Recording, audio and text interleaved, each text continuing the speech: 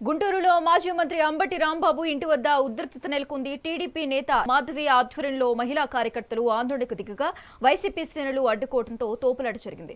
మరోవైపు అటు అంబటి ఇంటిలోకి దూసుకెళ్లిన టీడీపీ కార్యకర్తలు అంబటి కార్యాలయాన్ని ధ్వంసం చేశారు. అయితే రాంబాబు మాత్రం తాను ఎవరిని తిట్టలేదని, అరెస్టులకు భయపడే ప్రసక్తే లేదని, తనపై దాడికి ప్రయత్నించినా పోలీసులు పట్టించుకోలేదని ఈ సందర్భంగా అంబటి రాంబాబు వ్యాఖ్యానించారు.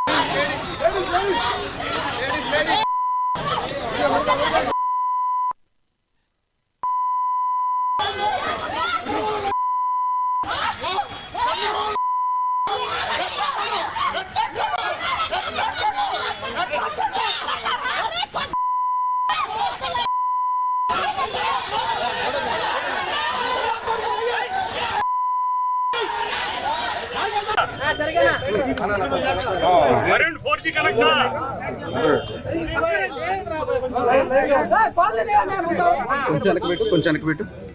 నేను చాలా ఇవాళ జరిగిన పరిణామాలు రెడీ సార్. నేను చాలా క్లుప్తంగా పాయింట్ టు పాయింట్ నిన్న ఈరోజు జరిగిన పరిణామాలు, నా చుట్టూరా తరుగుతున్నటువంటి విమర్శలు, వాటన్నిటికీ క్లుప్తంగా సమాధానం చెప్పే ప్రయత్నం చేస్తాను. మొదటిది ఏమిటంటే లడ్డు వ్యవహారం, కల్తీ వ్యవహారం. మాంసం కొవ్వు, పంది కొవ్వు కలిసిందని చంద్రబాబు నాయుడు గారు అన్నారు. విచారంలో కలవలేదనేది వాస్తవం వచ్చింది. దీన్ని పురస్కరించుకొని మేము సమాధానం చెప్పే ప్రయత్నం చేస్తున్నాం. దానికి వాళ్ళు సమాధానాలు చెప్పే ప్రయత్నం చేస్తున్నారు. అన్నెసరిగా చట్ట వ్యతిరేకంగా మాజీ ముఖ్యమంత్రి బొమ్మలు వేసి ఫ్లెక్సీలు కట్టారు చట్ట వ్యతిరేకంగా. నేను ఫ్లెక్సీ దగ్గరికి వెళ్ళాను. చించేయచ్చుగా, ఎవరు లేరు అక్కడ. ఎవరు ఉన్నారా? మీరందరూ ఉన్నారుగా, ఎవరు లేరు. చించేయచ్చుగా. చించేయటం ధర్మం కాదని భావించాను. అయ్యా, ఇది కట్టడం తప్పు, చట్ట వ్యతిరేకం, మీరు దయచేసి తీసేయండి 24 అవర్స్లో, లేకపోతే మేమే వచ్చి తీస్తామని చెప్పాం. ఇది సాంప్రదాయమా, గౌరవమా కాదా? మా పెద్ద మనుషులలాగా నా గౌరవాన్ని కాపాడుకుంటూ, ఎదుటి పార్టీని గౌరవిస్తూ ఇలాంటి ఫ్లెక్సీలు కట్టడం తప్పని చెప్పేటటువంటి ప్రయత్నం చేశాను. ఇవాళ కూడా నేను అక్కడికి వెళ్ళింది ఫ్లెక్సీ చెప్పడానికి కాదు. వాళ్ళందరూ కార్లు, రాళ్ళు అన్ని పెట్టుకున్నారు. చూశారుగా మీరు అందరూ. నేను రాష్ట్ర వ్యాపిత పిలుపు మేరకు వెంకటేశ్వర స్వామి గుడికి వెళ్ళి పూజ చేసి అటుగా వస్తున్నాను. రాడ్లు, కర్రలు కారు మీద దాడి చేశారు. దాడి చేయడమే కాదు, మీడియా వాళ్ళు అందరూ విన్నారు. పచ్చి బూతులు తిట్టారు. నన్ను ఎంఐక్క బూతులు తిట్టారు, జగన్ గారిని బూతులు తిట్టారు. ఇక్కడ ఒక్క విషయాన్ని నా మీద ట్రోల్ చేస్తున్నారు కదా, దానికి సమాధానం చెప్తా. నేను కూడా బూతు తిట్టా. Spur of the moment. నన్ను వాళ్ళు తిడుతున్నారు, నేను వాళ్ళని తిట్టా.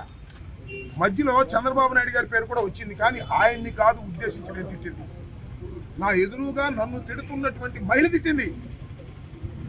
మీరు చూడండి, ఇంకా నేను చూపిస్తాను మీకు. ఒక మహిళ తిట్టింది, ఇష్టం వచ్చినట్టు తిడుతున్నారు. వాళ్ళని ఉద్దేశించి తిట్టా.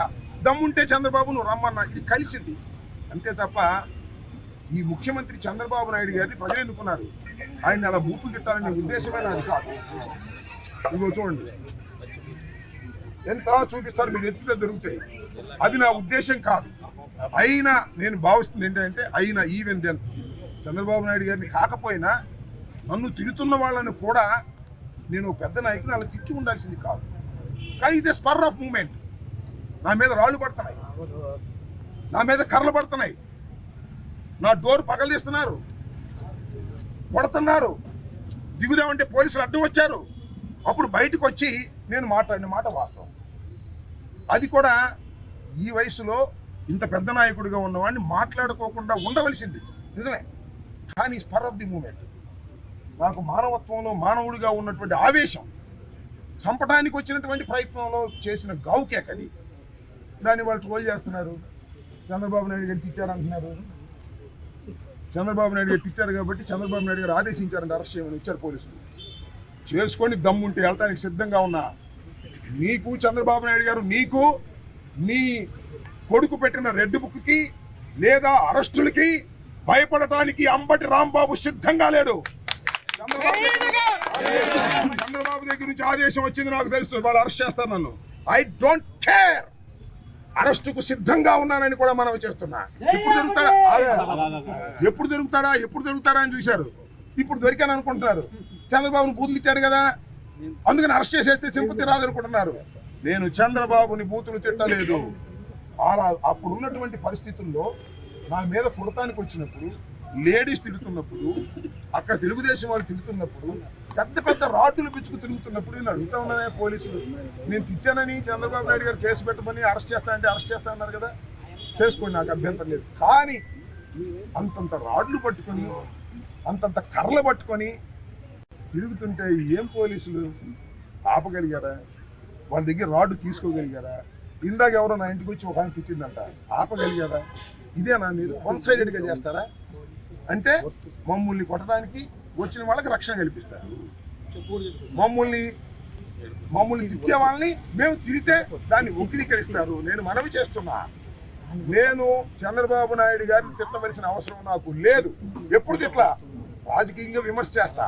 కానీ స్పర్ ఆఫ్ ది మూమెంట్లో ఆయన్ని కాదు కూడా తిట్టింది. మరొకసారి చెప్తున్నా, నాకు మీద తిట్టిన చూడండి, ఒకసారి మీరు వీడియోస్ అన్ని చూడండి. నన్ను ఏ రకంగా తిట్టారు. ఒక మహిళ వచ్చి తిట్టింది, ఇష్టం వచ్చినట్టుగా తిట్టింది. ఆ తిట్టి క్షణంలో వాళ్ళు తిట్టే ప్రయత్నం చేసే మధ్యలో చంద్రబాబు పార్టీ కూడా వస్తుంది సహజంగా. దాన్ని ఏందయ్యా నాకు అర్థం కాలేదు. చంద్రబాబు నాయుడు గారిని తిట్టేశానంట. చంద్రబాబు నాయుడు గారు లోకేష్ గారు కలిసి రాంబాబు గారిని వాళ్ళు అరెస్ట్ చేయాల్సిందే అన్నారంట.